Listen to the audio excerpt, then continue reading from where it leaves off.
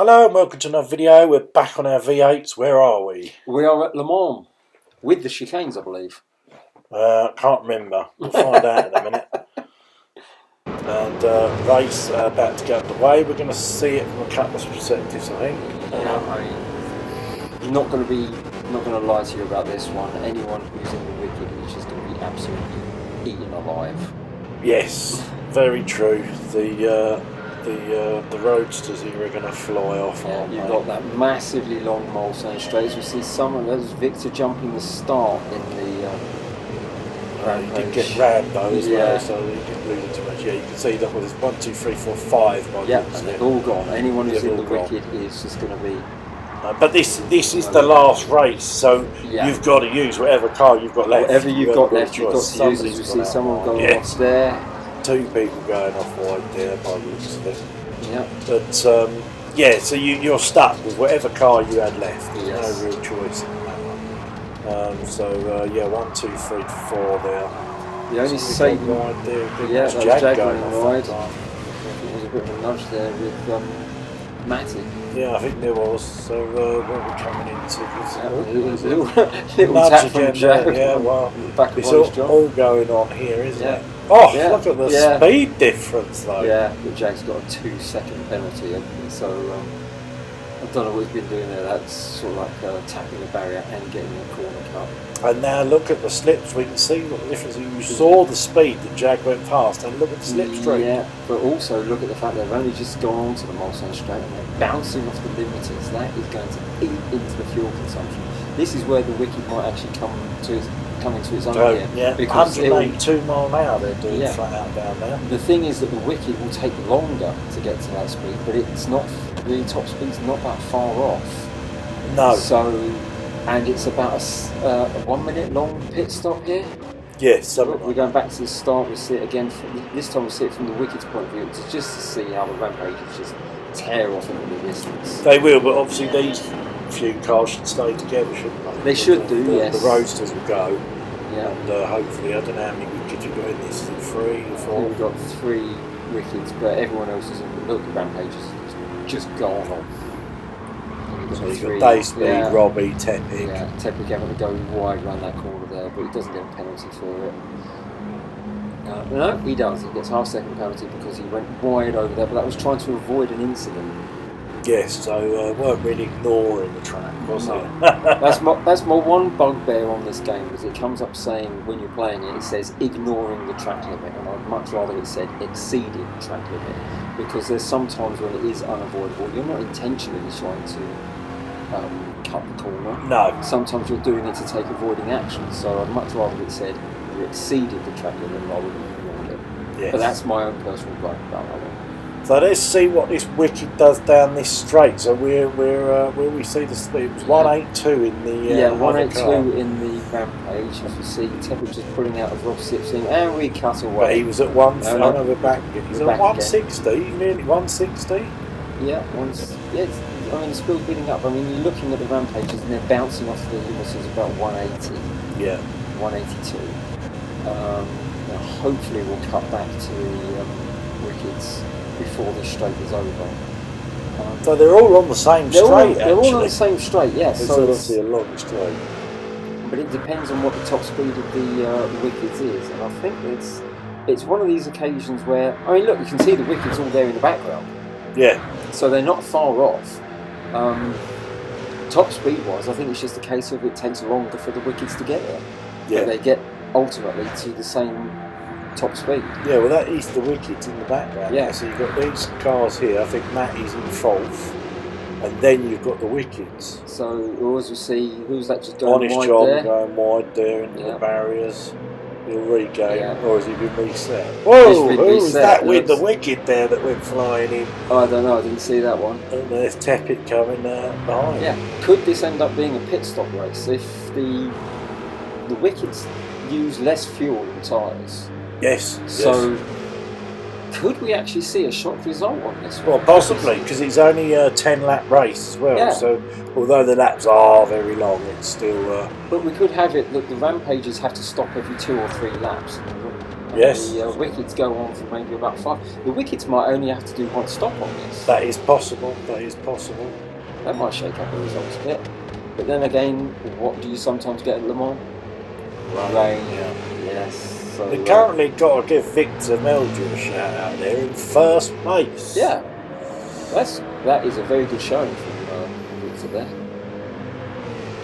He's obviously in one of the rampages, which is why he's in the lead. But yeah, good on him. He's duking it out with Matty at the moment. And Yeah, Matty's just pipped him for the lead, judging by the leaderboard on the left.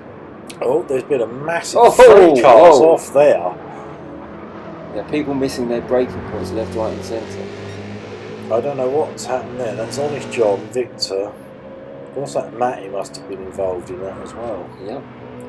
Is Jag in the rampage on this one? I think Yes, he is. yeah, I think they all are, those these ones are. So Victor dropping down to second, so Honest John's got this one in the bag by the looks of it. It's never say never, we're only on lap 1 at the moment. But we can pretty much guarantee that the top 4 are in the rampages. And Tepic's just gone past Victor.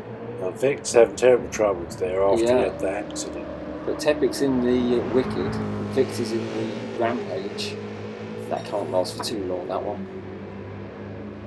So yeah, we're now on to lap 2, and Honest John's fairly streaking away into the Victor's lead. in the pits on lap 2. Is this Yeah, I a wonder fuel what that issue? is. Or no, lap 1. That's the end of lap 1. 1. So it's the end of lap 1, start of lap 2. I'm trying to remember, when we actually did the race, did he say something about it started on the wrong tyres? I don't know. Or something like that. I don't know. But, Very strange. because I noticed he's on the medium.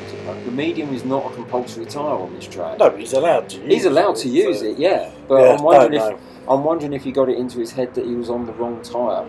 Don't know. Very, I can't see any other reason for pitting at the end of lap 1. You can get 2 or 3 laps out of this car before the tyres cry enough. As you see, Jag sauntering off into the distance in the lead at the moment. Yeah, we're lap 7 now. He's got quite a gap though. It does look a bit dark. Yeah, the rain is coming.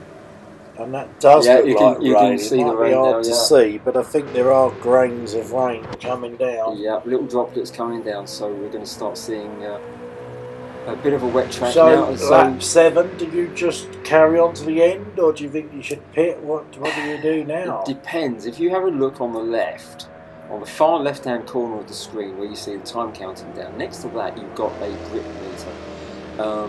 Basically, so long as that, you see that little bar? Yeah, he's going up. Bar, it's going up. But so long as that stays in the bottom third, you're pretty much okay to stay on the slick tyres. When it gets into the middle section of it, then it's pretty much intermediate weather. And if it gets up to the top part of that bar, graph, then it's definitely wet. Yes, I mean, noticing for Jack, this could play into his hands. If you look at his fuel, he'd have to stop before the end of the race. Got to stop. Anyway. It's raining. So this is a scheduled stop. So if he can make this work for his tyres, it hasn't cost him anything anyway. So he was going to pit anyway. Absolutely, it's such a shame that you can't see the weather radar on this, because it would give us a clue as to what was going to happen, and then that's where you decide: do you stay out on the tyres? So he's Honest John. What's he doing? He's where is he? He's coming up to the pit. He's got a load of fuel, so has he stopped earlier then? Yeah, but he's pitting as well. He's in as well.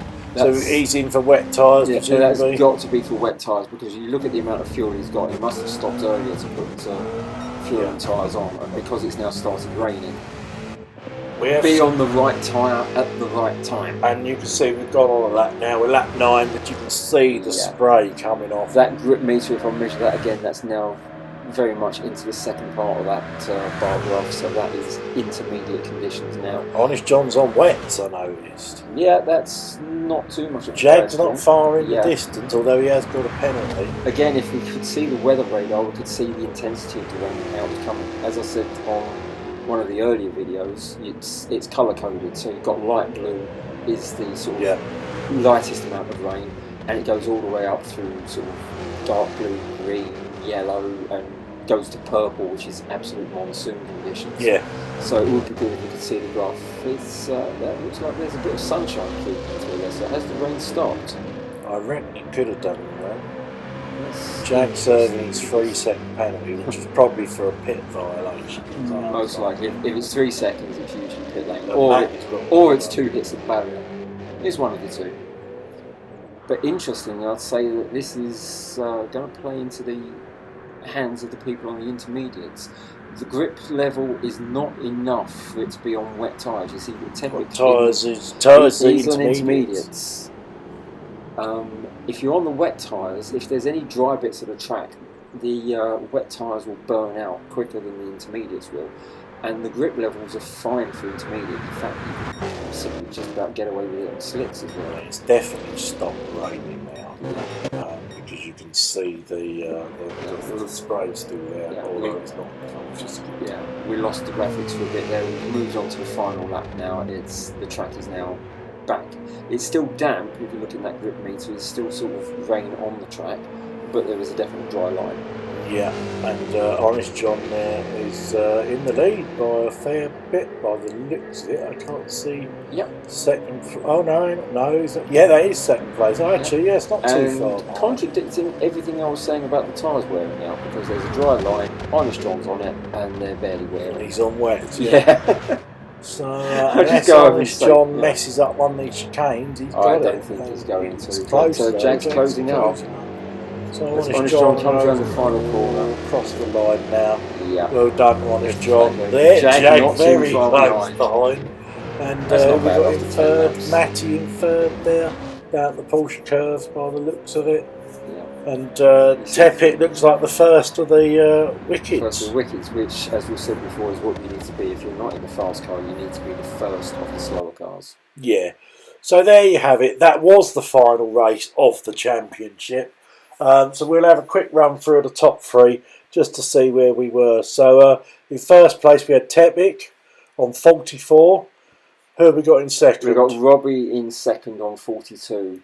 And then we had Honest John in third on 39. So quite close in the points in the top three. So the top three were very close in the end, which, you know, is a good sign. 5 points in it. 5 points separating first and third. So that is good. Like I said, I don't know if we'll redo that championship. I think we can learn things from it. It might be something we could revisit in the future, but just tweak it a bit. Yeah, have a couple of cars which maybe are closer together on performance, maybe. Yeah, it might need tweaking, but there you have it. There's the final, and I believe after this we've got the Nissan Group 4. It's an old Nissan. It's an old Nissan. The Nissan Silvia from I forget where it is, but it's going to be a Group 4 car, but unusually, whereas before when we run a Group 4 championship, people are allowed to choose what car they got. Not this time. Yeah. Everyone's got to be in the same car. Yep, so that's what's coming up next, so it's worth a look. Hit the like if you liked it, and we'll see you in another. Bye.